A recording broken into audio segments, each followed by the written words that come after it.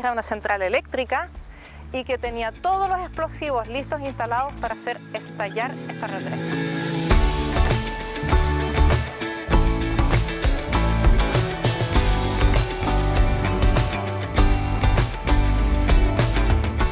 Bienvenidos a un nuevo capítulo en la búsqueda de huellas de la guerra. Yo soy Melanie, detrás de cámara en esta ocasión me acompaña Rodrigo. Hoy día les vamos a contar qué fue lo que pasó en el periodo de tiempo entre la toma del puente de Remagen y la capitulación oficial del Reich alemán. Estamos en la ciudad de Engelskirchen porque aquí hubo un lamentable suceso que convirtió a esta ciudad en un protagonista de ese periodo. Ese suceso lo vamos a comentar en este video. ¿Me acompañan? Desde Remagen continuaron su avance hacia el distrito montañoso, llegando a Morsbach. De allí fueron tomando ocupación de cada ciudad, encaminándose hacia la zona de la Ruhr. Su estrategia era ir bombardeando previamente cada una de las ciudades para así poder despejar el camino para el avance de la infantería. Para seguir la historia, cuando los americanos cruzaron el Rin y comenzaron lentamente a ingresar al corazón de Alemania, a avanzar hacia el corazón de Alemania, Hitler dio la orden de declarar ciertas zonas como zonas de fortificación. ¿Qué significaba eso? Que dentro de esa zona de fortificación estaba absolutamente prohibido abandonar la línea defensiva, mucho menos rendirse. ¿Qué es lo que pretendía lograr él con esto? Tratar de tener el último freno de ingreso de los aliados hacia Alemania como zona de ocupación. Entonces, gracias a esta orden se dieron una serie de batallas sin sentido, porque ya a esas alturas estamos hablando de un grupo de soldados que llevaban 6 años de guerra. El discurso nacionalsocialista ya había perdido bastante fuerza comparado con lo que fue al principio.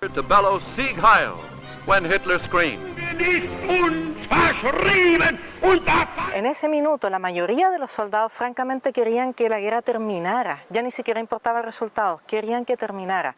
Sin embargo, esta nueva orden de las zonas de fortificación los llevó a seguir enfrentando batallas hasta el último minuto.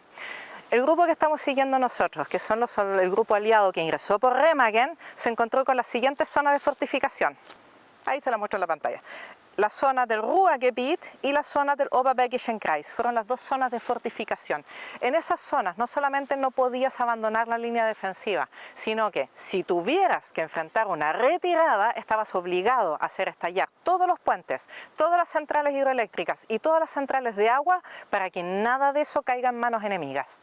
Aquí estamos justamente en la central de la Aga, donde vemos el embalse del río Aga, que en ese entonces era una central eléctrica y que tenía todos los explosivos listos instalados para hacer estallar esta represa.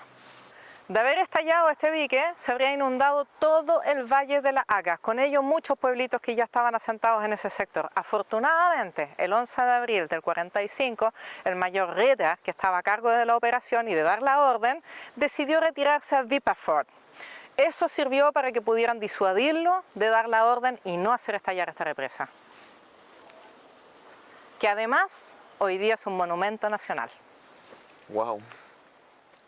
En esta estrategia de los aliados de ir bombardeando las ciudades para despejarle camino a la infantería que venía detrás, también estaba incluido el bombardeo de las líneas de conexión, vale decir, puentes y líneas de ferrocarril.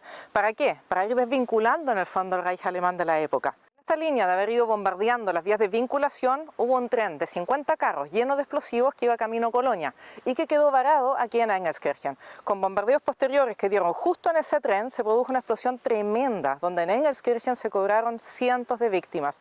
Ese lamentable hecho fue lo que convirtió a esta ciudad en uno de los pequeños protagonistas de este sector durante el término de la guerra.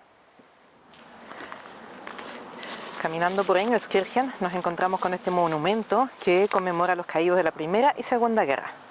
Lo particular de este monumento es que se levantó en el periodo entre guerras, durante el nacionalsocialismo.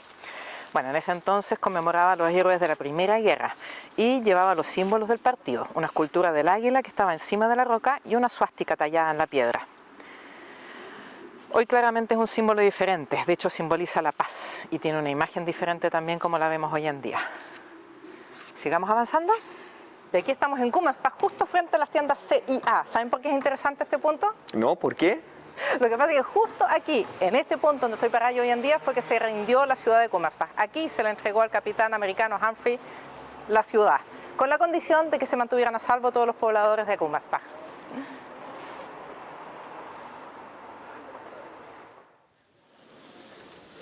Oye, Melanie, ¿dónde estamos? Acá estamos en Ratenwormwald. Acá terminó la guerra. Bueno, la verdad es que para las distintas ciudades la guerra fue terminando en fechas diferentes. ¿Por qué? Porque en la medida que los aliados iban tomando las ciudades, con más resistencia o menos resistencia, más pacífico, menos pacífico, como sea, pero a la medida que ellos tomaban la ciudad, para esa ciudad prácticamente había terminado la guerra. Ya sea que tomaran prisioneros a los soldados y la población civil quedaba simplemente en sus casas, pero para ellos ya estaba la tranquilidad de que aquí había acabado la guerra. Y eso fue sucediendo en el avance, obviamente en fechas diferentes. Sin embargo, sí podemos decir que acá terminó la guerra. ¿Por qué? Porque el 14 de abril del 45... este fue el último poblado al que llegaron los aliados. Estamos hablando del grupo que venimos siguiendo desde Central Bélgica, ¿cierto? Después de Remagen avanzaron hasta acá. Y cuando llegaron a este punto, la resistencia sin sentido, le diría yo, que hubo en cada uno de estos poblados, aquí cobró muchísimas víctimas. Y lamentablemente en el centro de Ratenwormwald, que es donde estamos parados ahora, también fue así. Aquí hubo un ataque de artillería terrestre tremendo que destruyó esta parte de la ciudad, pero completamente. Lo que estamos viendo acá alrededor, en su mayoría son todas reconstrucciones.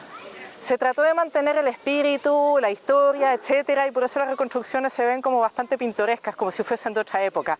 Sin embargo, son todas reconstrucciones, lamentablemente. Pero sí, después de ese brutal ataque, el 14 de abril del 45, finalmente Ratenwormwald entabló la rendición y con eso se acabó para el distrito montañoso la Segunda Guerra Mundial. En el fondo, hasta acá llegó el grupo de aliados que nosotros venimos siguiendo desde su entrada en Bélgica. Y aquí estamos en Ratenwormwald, lugar donde terminó la Segunda Guerra Mundial 3 semanas antes de la capitulación oficial del Reich alemán, que fue el 7 de mayo del 45.